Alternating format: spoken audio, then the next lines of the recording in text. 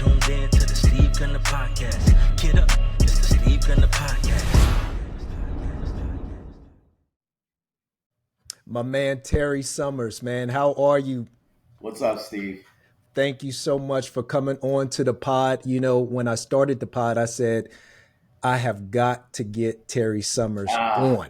I have got to get Tarry Summers onto this podcast. Not just because you have built an extraordinary businesses, I must add, but in addition to that, just the human being that you are, the father that you are, the husband that you are, the leader that you are amongst so many people. Really appreciate you, my brother. Yeah, hey, I appreciate the little intro, man. I could sit here and say the same stuff about you, man, but I really appreciate the kind words. Look, man, first, let me throw this out there. You and I, we went to school together.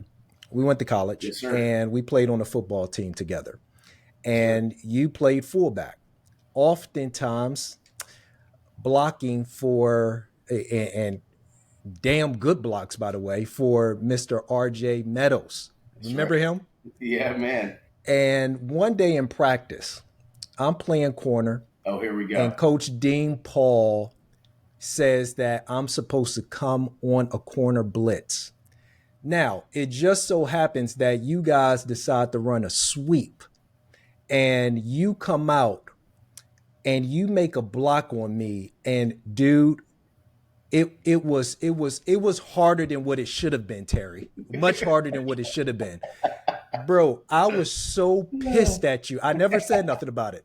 I never even showed it. I just, went back to the huddle, brushed it off. But I thought to myself, this dude, he just blasted the shit out of me.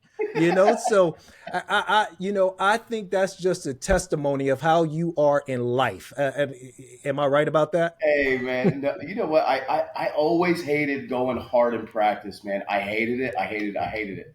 But if I didn't, then everyone's mad at me. Why didn't you make your block? And if it's ones against ones, like, you got to show out. And my neck was so sore for 4 years, man. My brain, it still is. But you know what, man? Like, when I didn't have. I mean, man, you were one of the most phenomenal athletes I've ever played with in my career, and I didn't have a lot. I mean, granted, you were a hard ass worker, right? So I don't want to take anything away from that, but talent wise, I didn't have it. Like, I had, I'm 5'6", 200 pounds. It's like, hey, if I don't have any talent, I got to work my ass off. I got to outwork everybody. So that's why you always saw me in the weight room. I was always watching what I ate, trying to force feed myself. And I figured if I outworked everybody, at least I could find a position on the field. And that was pretty much the only one that I could do. They're like, hey, if you're dumb enough to go run head first into somebody, like, here's a spot for you. Right. But I love that, man. I love the team aspect. Like, I was a wrestler in high school, but there was something about the team, the betterment of the group, just the camaraderie of the guys. I was probably the biggest fool in the locker room, but those are like the times that I miss, man. It's like being with the guys, being with the group, just the mission for the common goal. I love that. I miss that. And that's translated into your life. I mean, it's who you are. And today, and let me just kind of go over a few things that I've learned and that I've always known about you, but now it's evident in your career. But you are a real estate developer. I mean, no doubt, just an entrepreneur, man. I mean, Terry, how many businesses are you in at this point? Dude, now? It's crazy. Most of it is real estate. So, but we were going over our LLC formations the other day, and like, there's over 100 at this point. Like, just different. And granted, some is like, we've got this 5 properties in this one, this commercial building in this LLC, the construction company, the gym, management company, property management company, education company. So, I mean, but it all, like, the thing is, you'll see a lot of people will say, oh, I've got all these businesses, blah, blah, blah. Like, the thing is like, we have one main business, and I call it my investment business. Underneath my investment business, I have my real estate. I have my stock portfolio and all the stuff I do in the traditional markets. And then all the other businesses I have, which now is trimmed basically down to the fitness industry, is symbiotic with my real estate business. So the education company, it's real estate and business education. So everything I'm doing, because at one point I had a brewery, I had some gyms, had some real estate, had some property management. I was in storage units. Like I had all these different things that weren't congruent with one another. And I ended up just trying to do a little bit of everything and ended up doing nothing. So like what I've learned is like pick like your main thing and then just kind of spawn off on it and make sure that whatever that next thing is can feed that original thing. That makes sense. Hmm. So you would label yourself then as an investor. You are. 100% Hmm. an investor. Hmm. It's actually, I have this quote on my board. It says, I am an investor. And it's got 6 rules of investing. And then as I start learning more and more and more stuff that I know is going to be a core principle, I'll just add it below. But like number one, for instance, is margin of safety.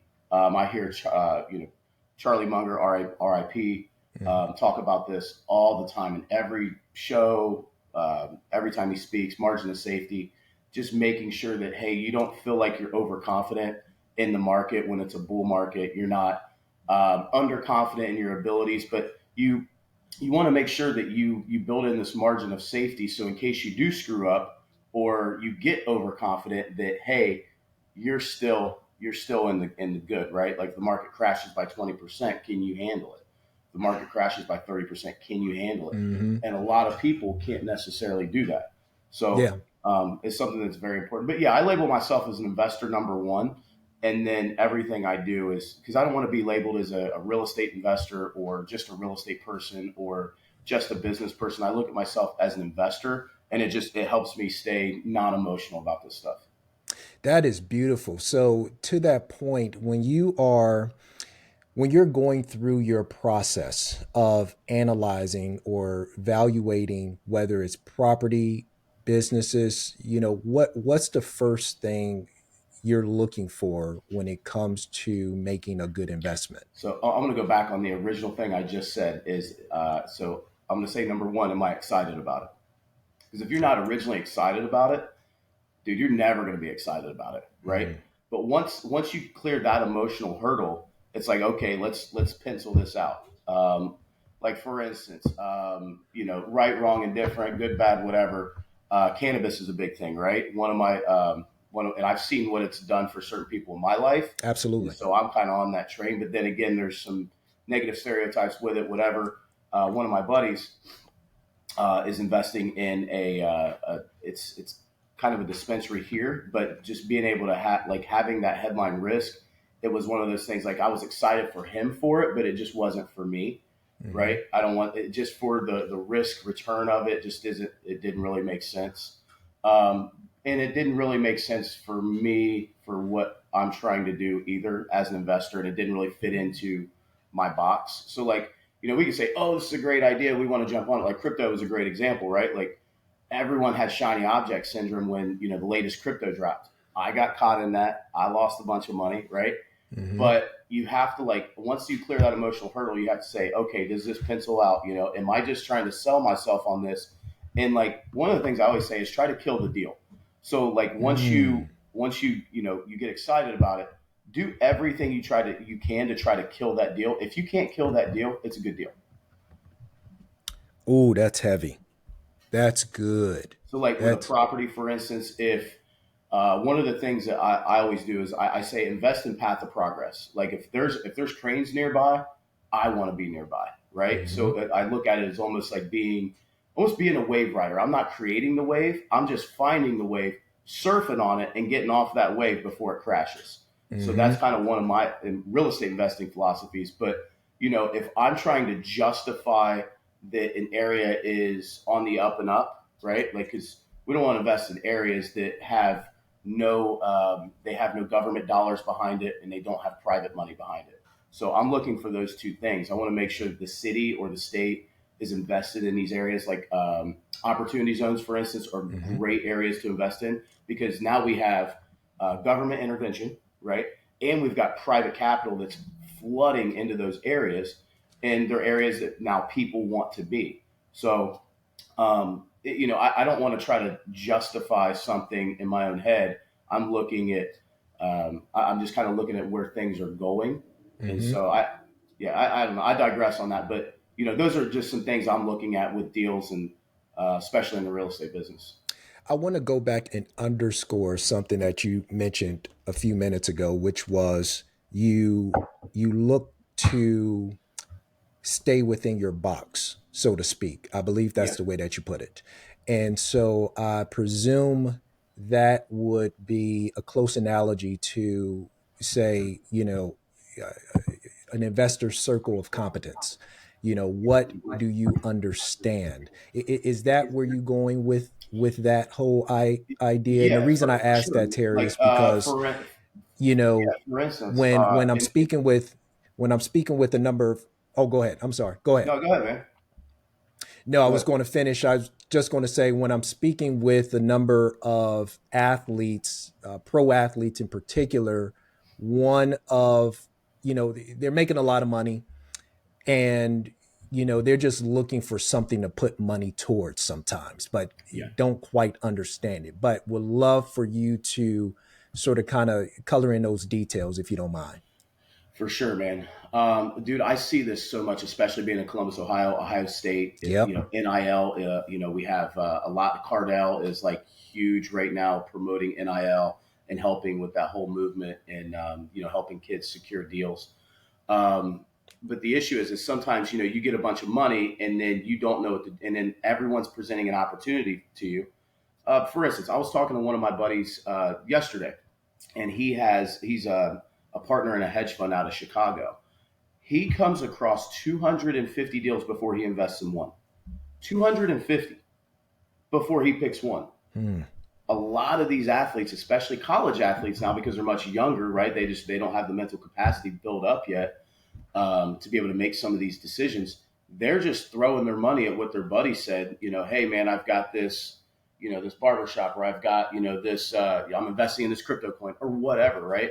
Whereas, like, what they probably should do anytime you come into any bit of money, like, I think that you should just let it sit for a while. Don't even touch it. Just look at it. Become numb to the number, right? Mm. And just let it sit there. Be comfortable with it, and then slowly start to piece it out into some different investments. But I think everyone should get a fiduciary, number one, because Mm. they should have a fiduciary responsibility to you, right?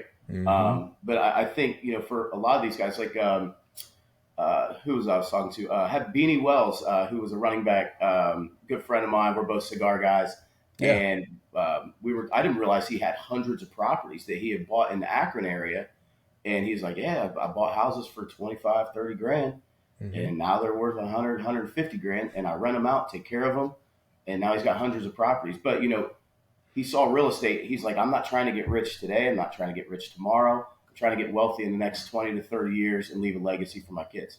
Mm-hmm. If that's the case, if you got a 20, 30-year time horizon, where else are you going to put your money besides real estate that people need to live in? Yeah. So, I think, to answer your question, especially with like pro athletes, college athletes, get a fiduciary. Real estate done correctly will not steer you wrong, especially places where people need to live and people want to live, right? Because just because someone needs to live somewhere, people aren't going to go live in BFE Ohio or Ada. Not everyone's going to go to Ada, Ohio to live Mm-hmm. full time, right? Mm-hmm. But if you're in the hot areas with I call it artists and hipsters because they're trendsetters.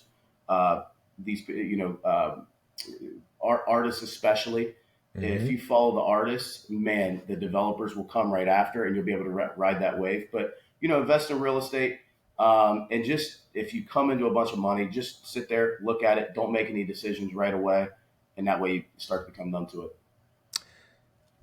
Let me ask you this. How did you get started in real estate investing? You've built a massive What's crazy, portfolio. man? Yeah. I was working at you remember Urban Active? Yeah. Okay, so Urban Active was like in LA for everyone listening. Like a Globo gym, like an LA Fitness. And it was 2008 when I graduated, so I didn't find a job, obviously, global financial crisis. Mm-hmm. I just thought I sucked because I couldn't find a job, but really it was kind of a combination of things. I wasn't great, economy wasn't great. But one of my this guy I met, he had said, "Hey, if you remember my name the next morning, I'll give you a job." And I was like, "All right, great." And I heard these stories like if you work like 12, 14 hours a day at Urban Active, you could make like 50 or 60 grand a year. And I'm like, done, dude. I'll do anything right now. I got these student loan payments coming up. So I ended up working my way up in that company. And my first year, I made like $55,000, which, for a 23-year-old kid, That's a good lot of money. money, of money. Now, granted, I was working, I had to get to the gym early. The gym business. You get there early in the morning. You don't leave till 9 or 10 at night. And then I went on a trip to South Florida. Long story short, it was like the first day I've ever had in my life where I just kind of watched the sun go up, snorkeled in the morning, had some Mai Tais, some margaritas, met a bunch of random people, sat out by the pier, watched the sun kind of go down. I'm like, man, this is sweet.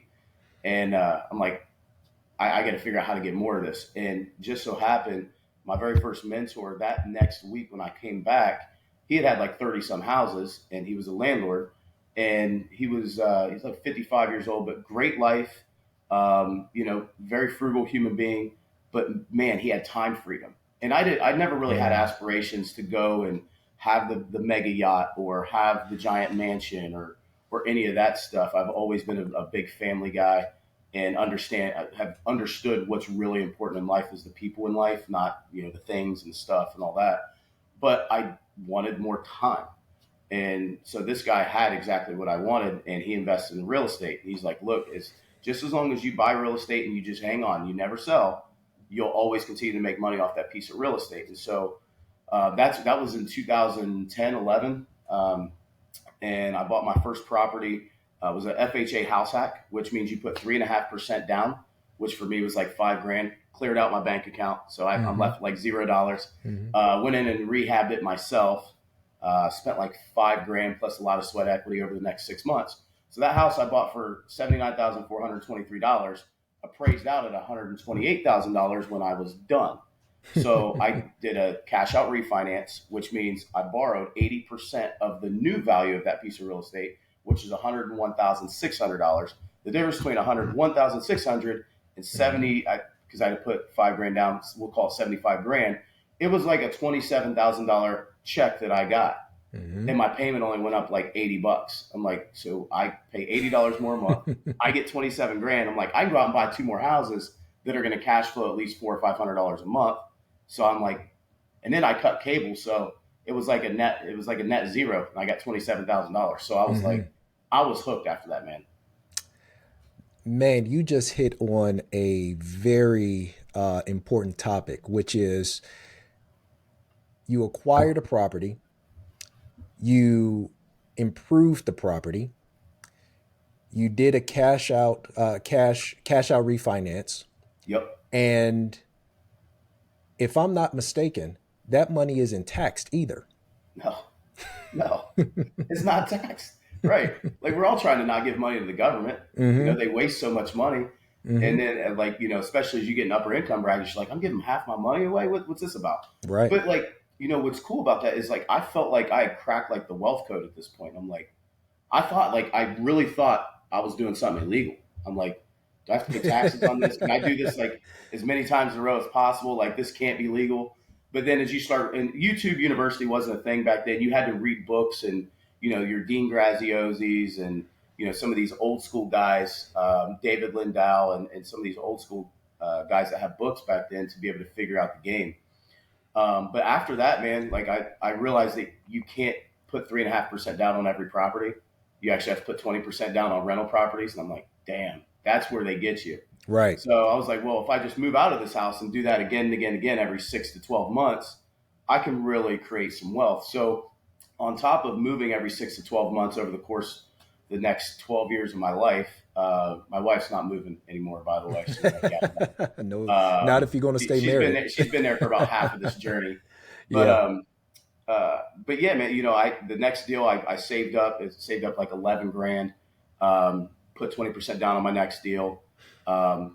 Figured out the rehab, went in and painted myself and, got some of my South End buddies that, to come in and help out. And I remember one guy, he lived beside my parents in a camper out in the backyard. and I would have to come in and break him off cash every night. And, I don't know what he was using it on, but but you kind of you get scrappy, right?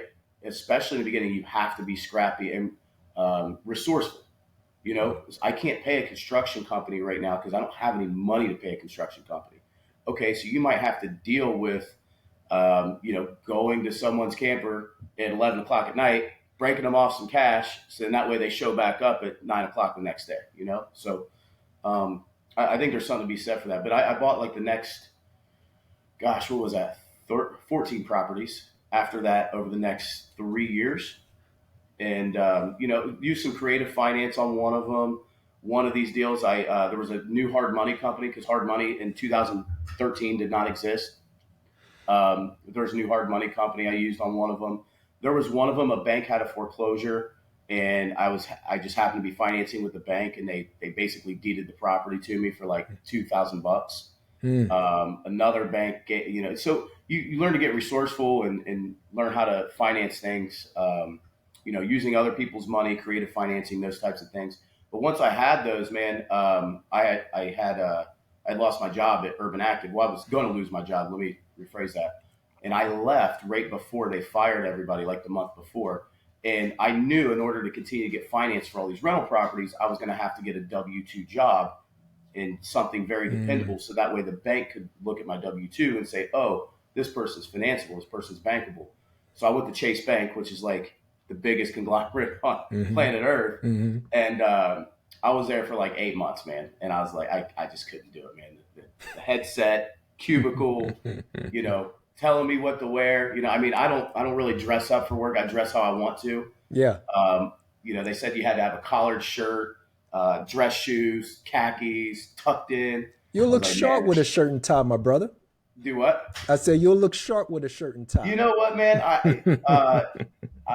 don't deny that, but not every day, man. Not every day. It's not my thing. But yeah, and then after that, man, I decided I could not stay in corporate America forever. This just wasn't for me.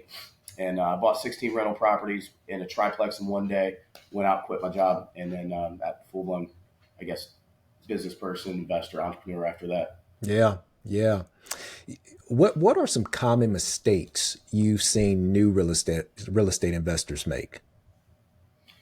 Number one is I think there's two. One is you get some of these seminar junkies that they'll go to every single thing and then they end up doing nothing because they get flooded with so much information. It's almost better to not have all the information. Like if I had all the information, like I would probably not do as much, right? Like you gotta be dumb to some point, for lack of a better term. Like you can't, like if you know all of the risks, you're not going to take any risk. You're like, man. But that's there's good. Like, if you had a bowl of Skittles, right, and one of them was going to kill you, it's kind of the same thing in real estate. Like, hey, there might be that one black swan event that comes in and just takes you out. But you know what? You don't die. You get to start again. So I don't know, man. I think a lot of people become risk averse by getting too much information and listening to too many people. That's number one. Number two, I think people don't know how to scale. People do everything themselves.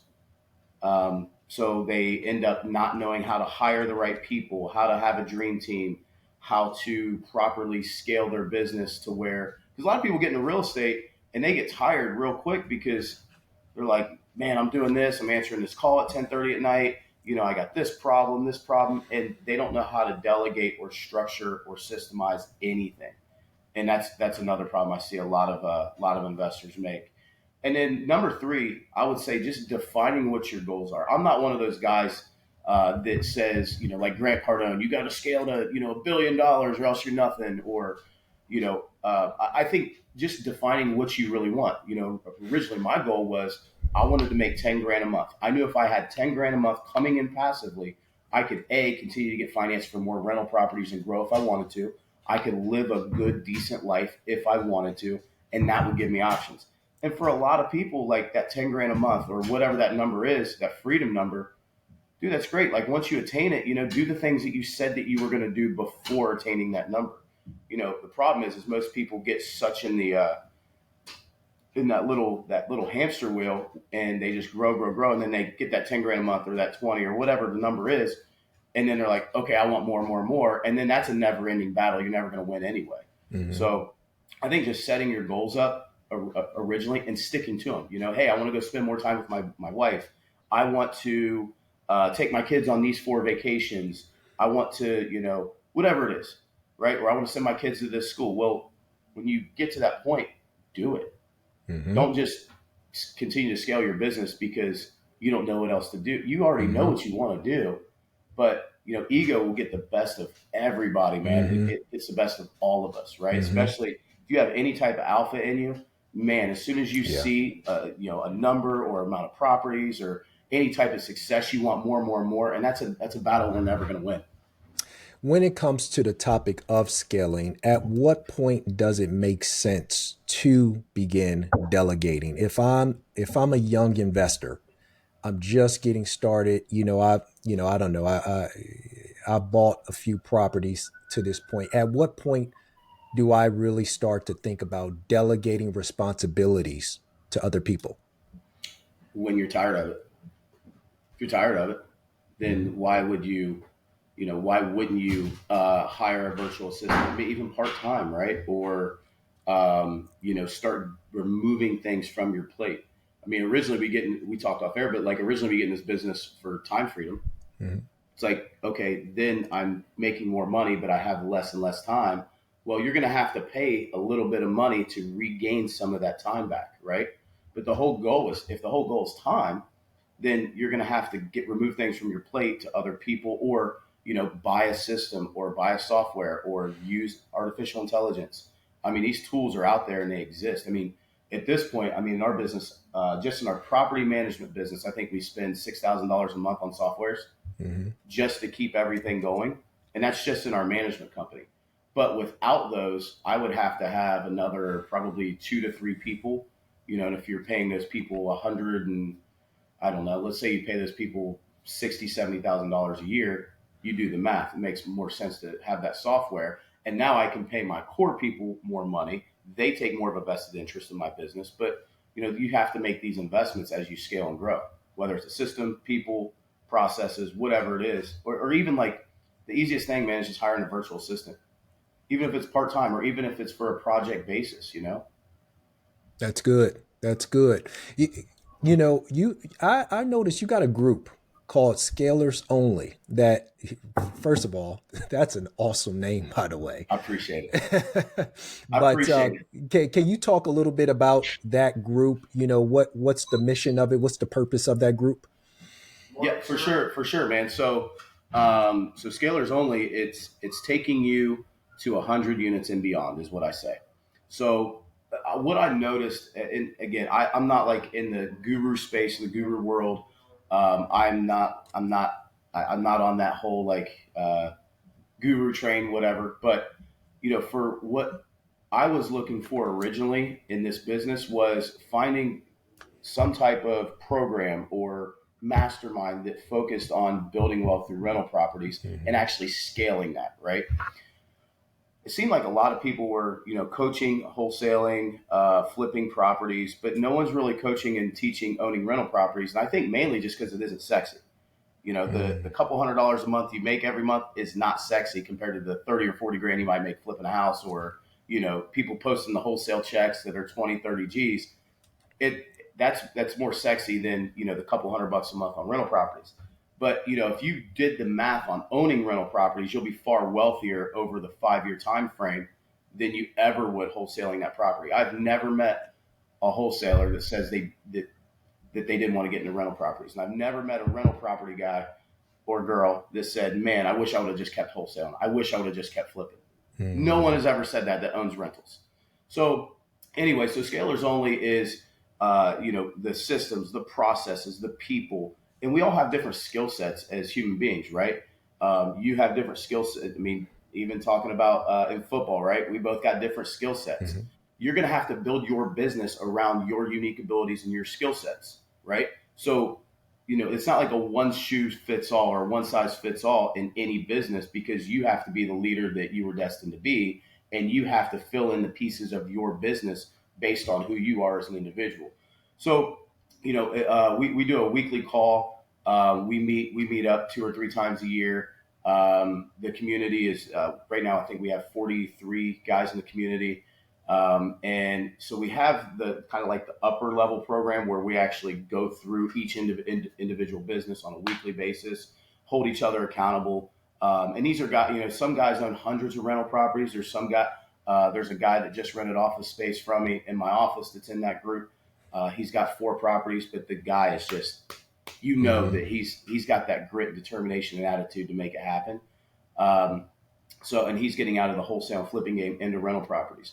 The other thing that I am starting next quarter is it's $99, and that's it. And it's a weekly call. We go through 52 different calls once a week where you're going to learn a different facet of the real estate business. So, like, for instance, you want to learn about taxes. Cool. We have a tax call. You want to learn about, construction materials. Cool. We're going to go over our SKU book. We're going to go over all of our materials, the things that we use, and how to create your own SKU book. You want to learn about how to get community bank financing. Cool. We have a call about community bank financing, but it's a $99 thing. It's 1 hour a week, and you basically get 52 calls for the year. Terry, So how would people find this program? How would they sign up for it? Follow me on social media. Something that we're developing right now, but we're launching that on April 1st. And social media at Tarry Summers? At Tarry Summers, yep. Got it. Very good. TARRY. Yes, TARRY. So that's something I'm super excited about, man. And for me, one of the reasons of developing the community was, at the price points I'm charging, it's a net zero for me, but it's the relationship capital that I make with these guys. These are guys that I lend money to. I can trust them. They're following my systems. I know they know what they're doing. These are guys that bring deal flow into our business. These are guys that we're going to do and partner on big shit later down the line. So I'm developing these relationships and these deep relationships. I'm not trying, like, I don't know. I'm done with being the yes man and just networking and trying to, have a little bit of everybody. I want to have a community of people and just a close knit group and really connect with people, man. Yeah. It's much more fulfilling that way. No one wants to win on an island by themselves. You want to celebrate with people that you came up with and people that you're helping. And it's kind of part of the real estate journey or the entrepreneurial journey. Like, there's someone that helped you, right? There's mentors that you've looked up to in your life. And as they become older and wiser and, they become more of that old bull and you're still the young bull, that old bull wants to teach that young bull, because they might see something in themselves, in that person. And, it's almost like raising a son, or, if you're a woman in this business, almost like seeing your daughter like blossom and do more and better. And so as we get older, we want to give back, but also too, throughout the journey, these are people that are scrapping the deals that are, that we can lend money to. So it's just kind of part of the journey as we go on, man, to do those things. As you continue to talk, I really want to highlight the importance of hard work. It seems like you keep going back to this idea of grit, working hard, building the right connections. How much of building a real estate portfolio or building a business, even, I view it all the same, essentially. How much of it is working hard and how much of it is intelligence? So it's a great question. One of my mentors, Mark Evans, he's got a book called The Magician versus the Mule. All right. And I think that the title kind of says it all. If working hard were the prereq to success, there would be a lot of people in third world countries that would be more successful than anybody, right? But you have to be able to use your brain as well. You have to be the magician as well. You can't just be the mule all the time. You can't just, right? And so the way that I ran my athletic career was, I'm just going to outwork everybody. Well, that's only going to get you so far, right? You have to start learning how to use the right training, or you have to start learning how to be the magician in business too. Like, for instance, instead of just trying to fix everything yourself and save a dollar and save this. Well, now let's be the magician. Let's figure out who else is better equipped to fix this house. Let's pay them so that way we can scale, do more, better, and more often.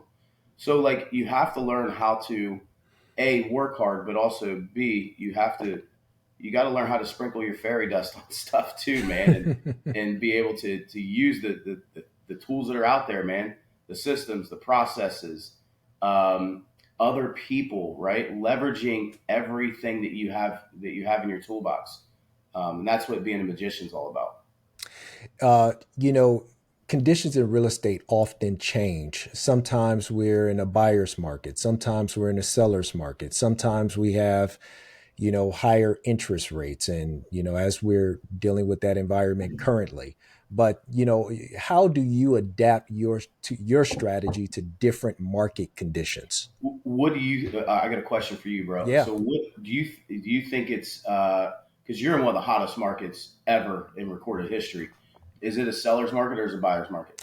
Depends on where. So we have Mm, sub markets where it is most certainly a buyer's market. And the reason for it is just merely the fact the interest rates are too high for them to afford a mortgage payment yeah. on that particular property. But then in high demand areas, just like most places, it's a very robust seller's market. So Yep. I would say all in all, across the triangle, it is still a seller's market, given low inventory, given the fact that we're still trying to get houses out of the ground on a new construction, from a new construction standpoint. But especially when you get into the upper price point brackets, that is most certainly a seller's market. Yeah. Anything over a million does not sit very long. Wow. Yeah. Yeah. I so like for I mean I'm in Columbus, Ohio, which in my eyes, like I look at your like the Raleigh market, for instance, in North Carolina, and I feel like we're like it's like peeking into the future. Like we're like 3 or 4 years behind. So I'm like watching what's going on here, and then knowing that hey, I've got a crystal ball into what's going to happen in the future. For us, it's the same thing, right? Like some of the very lower price stuff, like your D class real estate, those things are not selling, right? Because they're in places that aren't desirable and people don't want to be. But the stuff that's in a B neighborhood, like your suburbs, that stuff's still flying off the shelves. And the stuff that is in certain school districts, still flying off the shelves. I mean, there was a house that went up in our neighborhood, for instance, for like 1.1, and it went into contract, and it was a complete like redo, right? And it was probably I think 2,500 square feet. Um, but like complete redo, and it there's multiple offers. So like I Hmm. think it just depends on neighborhood and price point. But when there's again where it's in areas where people want to be, that's why I always say people need a place to live, but where do they want to live? If Mm. you get both of those, then you're going to win. Good point. Your preferred investment strategy clearly sounds like it's buy and hold, but is there ever a time when it makes sense to fix and flip? For sure. I call it buy and hoard, which instead of buy and hold. No, I'm kidding, I man. like No, so that. like I used to be the buy and hoard guy. I just never wanted to sell. But the thing is like eventually when you buy things, you fix them up. You might rent it out for say 3 years, and it might be in a highly appreciating neighborhood. And you're like, well, hey, I'm making $400 a month cash flow, but my property appreciated $100,000 in value. There's 150 grand in this house. Okay, great. Maybe it makes sense to sell it to an owner occupant. So one of the things I don't even look at myself as like a property manager anymore. I look at myself as a portfolio manager. So Mm, what I'm doing every single month is I'm evaluating every property, what the costs associated with that property are, how is that neighborhood. Like for instance, we had a property in a great neighborhood, um, but the neighbors suck. It's just it's like on one of those streets, man, where just you got some you got a boat in the yard. That this guy's got a couple cars just chilling out in the yard, and like no one wants to be by that stuff. hmm. And what was it? I think we had 3 unit turns since 2020. So 2020 bought the property. we've turned that property 3 times. So that's a tenant every year. You Yeah. cannot make money in the rental business if you're turning units every year or every 2 years or even every 3. Mm. So that was one where like, okay, well, we've got, we could make 60 grand off this property by selling it, or we just continue to go down the same train that we're going down, which is renting this thing out and losing money. So that makes sense to sell. So I call it like portfolio pruning, for instance. So I want to prune what are the best 5 to 10% of my properties. What are the least performing 5 or 10% of my properties? Because especially once you get scale with this thing, your headaches are going to come from these things down here. And you might have 80% of your people never give you problems, but it's always that like 10 or 20% that give you all the problems. Well, dude, get rid of those. You know what I mean? Because they're going to take up all your time. So I'll trim the fat on the bottom, but also too the stuff that has appreciated, great neighborhoods, or one of the things I always try to do is sell back to tenants and give them first option. Hey, if you'd like to buy this property, we always put this in our renewal letters. If interested in purchasing this property, just know that it may be available for sale in the future, and at least plant the seed. It does a couple of things. Number one, it kind of tricks them mindset wise to treat it more like a future home. Right. And then number two, it's giving them the option because they're already living there, right? So like if we ever do want to put it up for sale, and I'm not one of those people that will kick people out to sell the house. Never do it. Mm-hmm.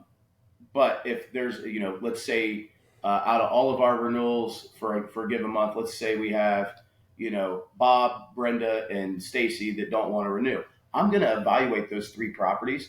Hey, how they performed since Bob, Brenda, or Stacy lived there. Are they making cash flow? Let's look at this from a sales comparison standpoint. Do these properties make sense to piece out and maybe sell to an owner occupant? Are these better sold as a 3 package to another investor? And then evaluate those numbers. And so it's not looking on return on investment, it's looking on return on your equity at that point. And then, okay, well, great. If I have this bundle of cash out of these properties and I extract my equity, how much more damage can I do with that? Then I can take that money, maybe from those 3 properties, 1031 exchange those 3 properties into a commercial building, or maybe 10 properties, or whatever you want, right? Or you could 1031 exchange maybe into one bigger property and then borrow your money back out on the backside. So you're kind of playing a real life monopoly, for lack of a better term, man. So, Yeah. but it's just always evaluating where your portfolio is. And the last thing I'll say on the fix and flip side is, especially in a rental business where you're dealing with margins that are super slim, I think it's always good to sell houses here and there to be able to get those pops of cash into your bank account, to be able to, like, if you've got a roof, hot water tank, furnace, sewer line, and all these catastrophes that happen in 1 month, where are you going to come up with the cash? Because it's not going to happen from cash flow. So that's why it's important to sell some properties here or there, or have some active income as a real estate agent in the construction business, some other real estate trade, so that way you can make some of this active income to be able to plug back into your passive income business whenever shit hits the fan. Yeah. Yeah. Great. Long-winded answer, man. No, that's great insight. Great advice. So, last question for you, Terry. So, I am a pro athlete. Maybe, I'm looking to transition out of my sport, in the next, 1 to 5 years or so. Yeah. What should I start to do today to prepare myself for that transition from an investment standpoint in real estate? For sure. So are we talking are we talking NBA money, or are we talking NFL money? Let's go NFL. Okay, because those are 2 different numbers. Those are different You numbers. got NBA money, man. Just put that stuff up and let it ride, right? Yeah. Take your 7-8% a year, call it a day. That's right. You've made it. But if you've got NFL money, you might have a couple million. Man, you still have to generate wealth, right? Like you got $1 million. At best, you're going to get 8 to 9, 10 grand a month. So like if you want to live the lifestyle that you had, like you're going to have to make more money than that. So I think real estate, man, the guys that have done well, especially from Ohio State, like your Terrell Pryors or Maurice Claret, Beanie, like these guys are invested in real estate.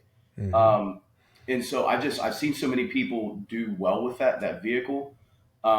and it's tried and true. You don't have to create anything. You don't have to reinvent the wheel. You have to do what people have been doing since recorded time. I mean, the real estate business is so simple, man. It's like you buy a property a little bit under discount, you force the appreciation by renovating it, you let someone live in there, take your passive income, put some bank financing on it if you want to. It's just a very simple business, man, and it's tried and true. So I would immerse myself in any real estate podcast, YouTube University on real estate. Um, you know, but these guys that have some money, like, you don't need to start a wholesale business. You've already built the cash, right? So you don't need to go and fix and flip a bunch of properties, but you need to buy some stuff to hang on to, right? It's wealth preservation, and it's going to give you some cash flow. So you've already made the money to the point to where you can kind of skip the wholesale step and the fix and flip step, but just learn how to own rental properties. In any books, masterminds, podcasts, networking events, all those types of things. And especially if you've played, like, people want to talk to you, man. People want to pick your brain about whatever. Pick their brain as well about what they know in the real estate space. And if you're good to people, people will be good to you. One of the things I'm big on is banking favors. So if you find the guy or girl that's in your market that's absolutely crushing it, lock arms with them, man.